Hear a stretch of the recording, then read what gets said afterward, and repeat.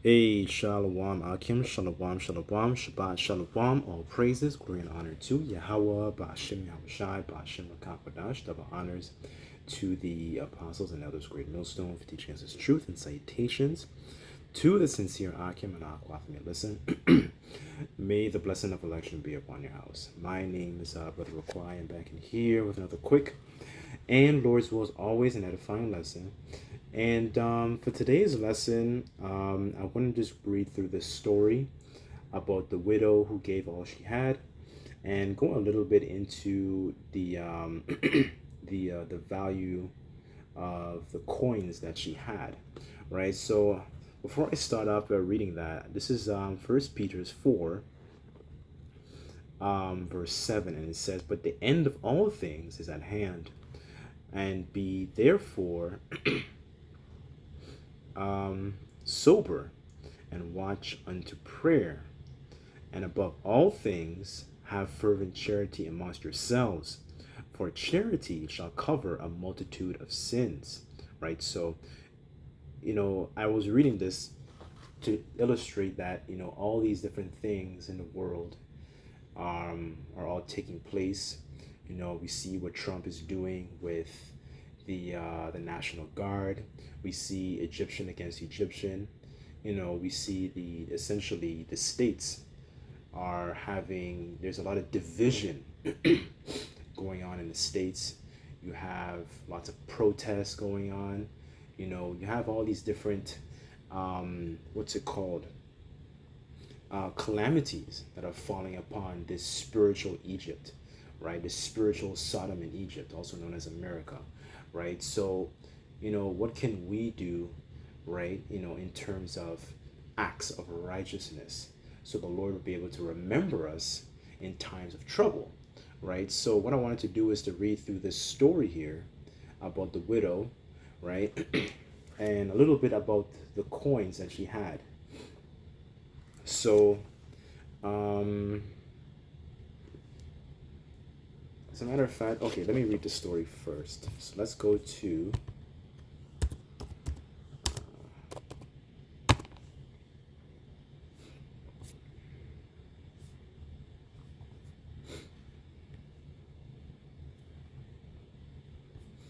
okay, this is Mark chapter 12, verse 41, and it says, "And Yahushai sat over against the treasury, and beheld how the people cast money into the treasury, and many that were rich cast in much.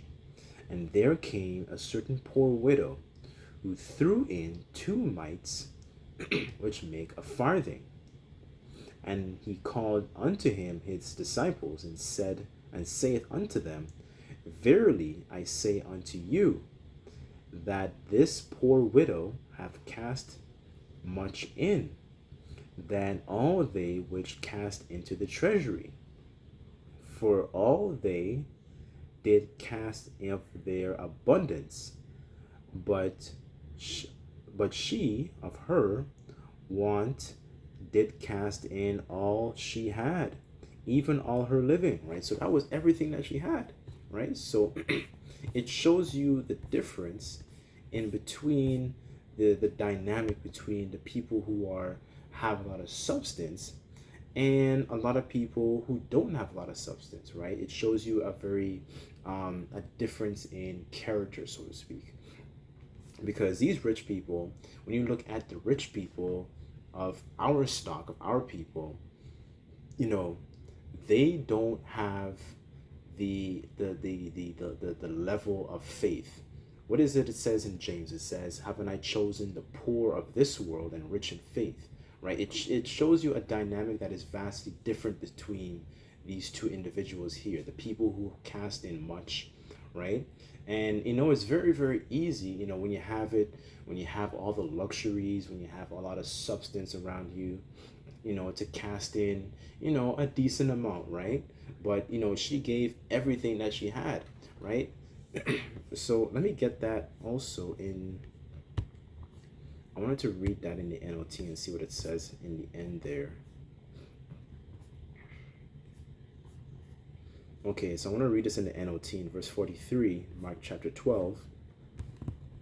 And it says, Yahushua called his disciples and to him and said, I tell you the truth that this poor widow has given more than all the others who are making contributions, for they gave a tiny part of their surplus, but she, as poor as she is, has given everything, and she had to live on, right? So, she gave, in great faith, right? It shows you the difference between the people who didn't give as much, give their entire living, right?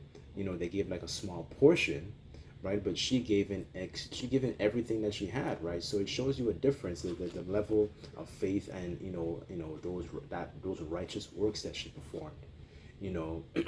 So what I wanted to do is read a little bit about what that coin actually represents, right? So I'm reading here in the Zondervan Bible Dictionary about the value of this coin that she had. So it says the lepton. So here it says, it's also known as the lepton, I'm sorry, right? So it says during pre-Roman times under the Maccabees, the Jews for the first time were allowed to issue money of their own.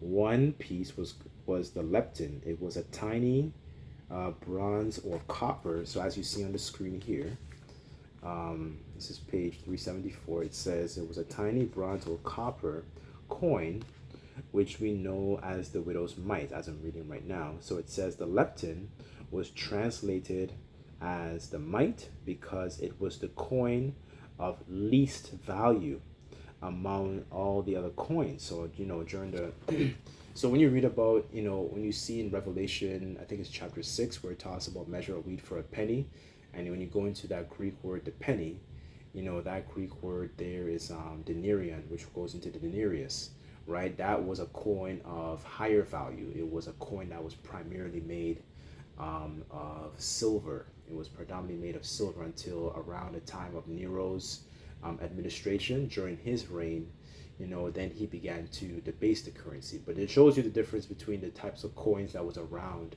during that time, right? So this was a coin that the widow had. Speaking of the mite, also known as the lepton, it was a coin that did not have a lot of value in today's terms. If you think of it as in today's terms, you can think of it kind of like as a penny, which is ironic in this. Well, I say ironic in these times because we don't have, in Canada, we don't have a penny. The least we have is I believe it's the nickel, if I'm not mistaken. But you think of it in today's terms as a penny, so to speak, right? So further on in page 374, it says it was the coin of least value among all coins. It says even the metal was inferior and deteriorated easily. This coin really should be the penny of the Bible, not the denarius, right? Just as I explained, right? So when you see, penny in Revelation 6 in that chapter, it is actually referring to, the denarius, right? So it says,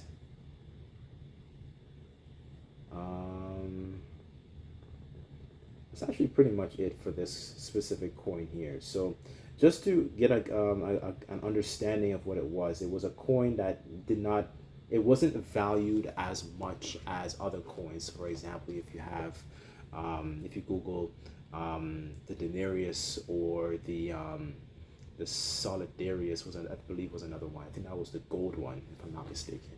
Right? So this woman didn't have a lot of money, right? But she gave everything that she had. She cast in all of her living, right? And it just goes to show that, she had a lot of, a lot of faith, and she had a lot of that takes a lot, for somebody to do something like that, as opposed to, a lot of our people that, they might have a lot of, substance, but they don't actually do anything. They don't actually offer anything, with the riches that they have. The scriptures do talk about how riches are not comely for a niggard, right? So, we see that the mentality a lot of our people, especially a lot of our people who know that they're Israelites, what they might do is essentially extort, the people, try and push, acts of usury. That was a common problem that our forefather Nehemiah had to deal with, right? You had a lot of our own people that were a little bit more well off, oppressing the people who were not as well off, right? So it just shows you the mindset of people who actually have substance. And then the woman, she didn't even have that much substance, right? But she gave in, her entire living, everything that she had, right? So let me get a couple precepts on that. Just bear with me on this.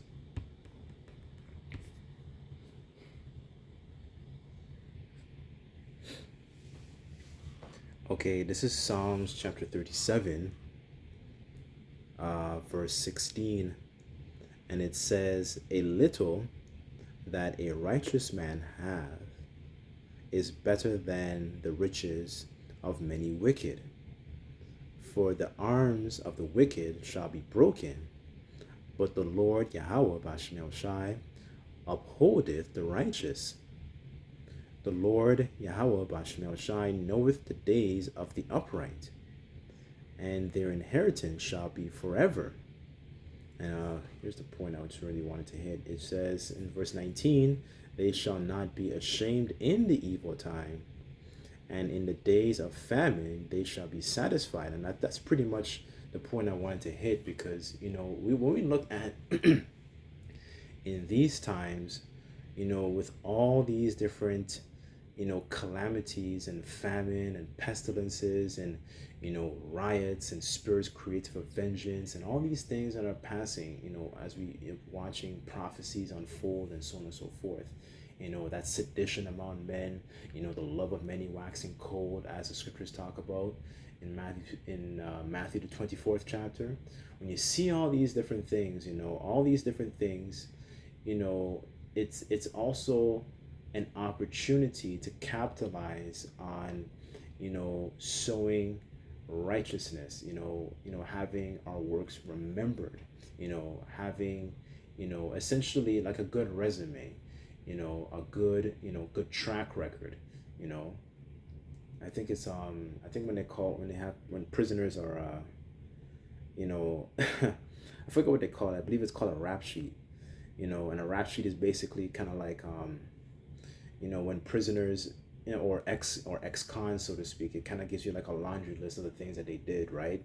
We want essentially a rap sheet in righteousness, like, to be able to have a laundry list of good things that the Lord will remember us for, for the time that, we had, physical substance to be able to capitalize on those things.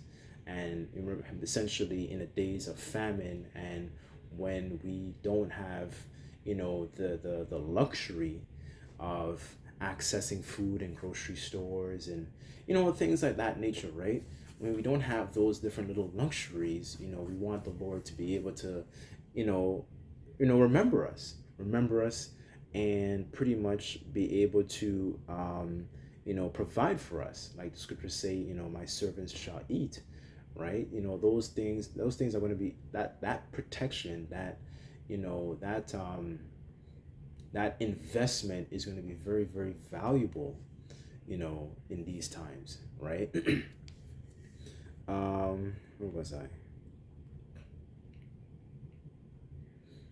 This is verse 20, and it says, "But the wicked shall perish, and the enemies of the Lord shall be as the fat of lambs. They shall consume, into smoke shall they consume away.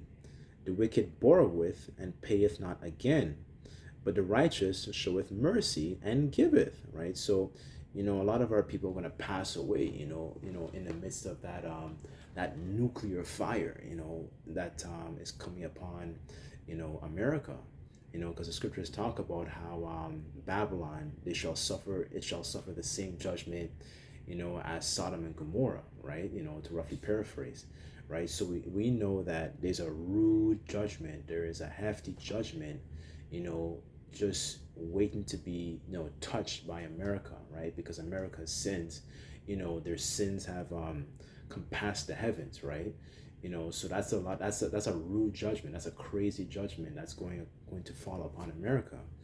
But to be remembered in those times because of the righteous acts, those things is very, very important. Those things are that, and that also brings back to how we should conduct ourselves, right? you know because Yahushua even simplified the laws. For example, he said, these two things I hang on the law and the prophets, to roughly paraphrase, to love the Lord with all your heart and soul, and to love thy neighbor as thyself, to roughly paraphrase, right? These things, like, Jake doesn't have that natural tendency to be able to perform these things because they're so um, uh, um, bamboozled by the way of that music. That music has strongly influenced our people to perform the ways of Esau, right? And Esau is really the one that's really behind it, because he's really the true niggard. He's really the true YN, but it shows you how far gone our people are, that they've been seduced into the ways of the wicked, right? Just bear with me on this. Let me go here.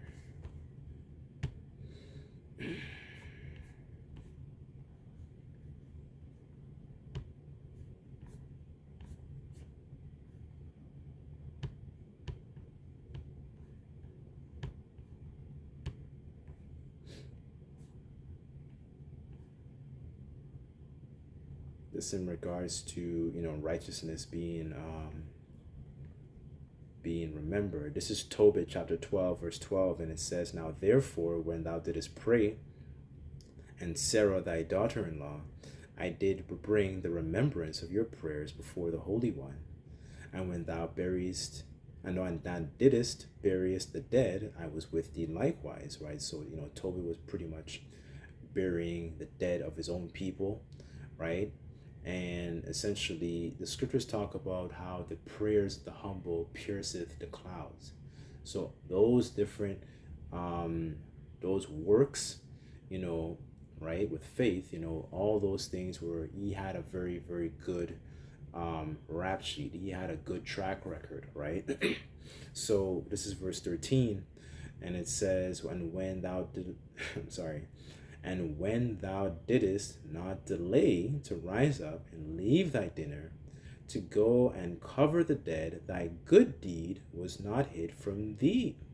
From me, but I was with thee, right? So all those things that, it was all recorded what Tobit was doing, even in the midst of his suffering, him suffering, and, even he had his family around him, he had his wife there and his son there. His son went on a journey and so on and so forth. But, all in the midst of that, even in the midst of his suffering, like, he still had a very, he still had character, he still had, a fear of the Lord. He didn't try and, he didn't have the mentality of Job's wife, right? To, like, he didn't have that sort of mentality, so to speak, right? All those good deeds that he performed was remembered. So how much more us, in these times, right? When we see all these different things going on, right? When Jake doesn't pay attention and think about those things, because their mindset is always on that. A lot of them times, their mindset is on that money, and they hoard up that money. And what's that money good for? They have that money hoarded up.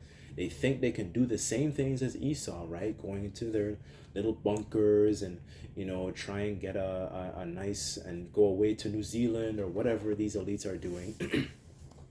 They think that they can escape judgment, right? But the scriptures say that righteousness can deliver from death, right? And riches don't profit anything in the day of wrath. And what proves that was what happened a couple years ago.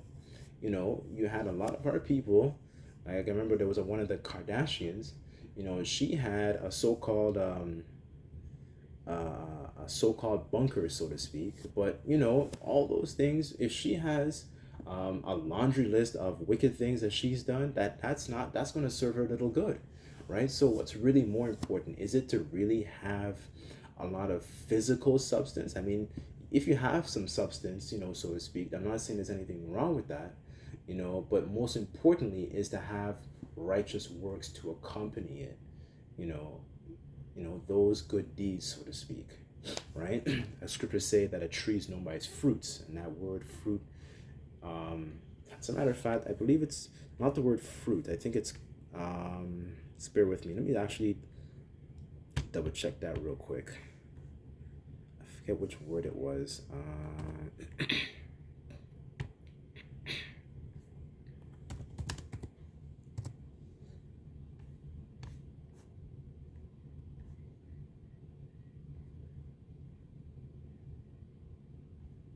I believe it's fruit. Let me just double check. Okay, yes, it's fruit. Okay, karpos. Karpos, it says work, act, deed, profit, utility, right? A thank offering presented to the Most High, right? So, those are different works that somebody brings forth. And Tobit had very good positive works, right? So, that's pretty much, the point, capitalize on, good deeds, stacking up good deeds so the Lord can remember us in times of trouble, right? All these different things that are coming to pass, right? So, as a matter of fact, let me end off with this one.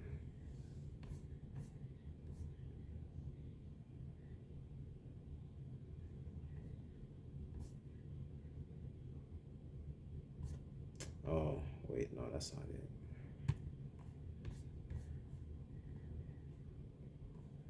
This is something that one of the brothers shared with me, just in regards to money. This is Sirach 29:10, and it says, "Lose thy money for thy brother and thy friend, and let it not rust under a stone to be lost." It says, "Lay up thy treasure according to the commandments of the Most High Yahweh Bashem Shai, and it shall bring thee much profit and gold." Right? So imagine being protected in those times, right? Being cut off from society, and what I'm saying, like all these different calamities that are coming upon the planet Earth, right? Because Esau is going to come down with great wrath, through his unrighteous decrees and legislations and so on and so forth. Like how much more of a profit that's going to be in those times, right? It's making a very, doing those things and performing those things is really, it's like think of it as a long-term investment, right? So,